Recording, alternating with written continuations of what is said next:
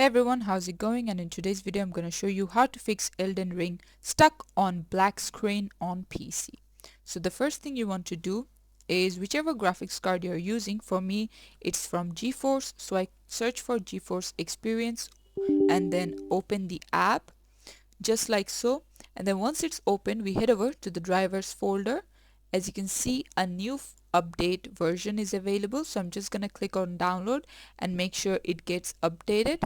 The next thing you want to check is head over to device manager and then display adapters.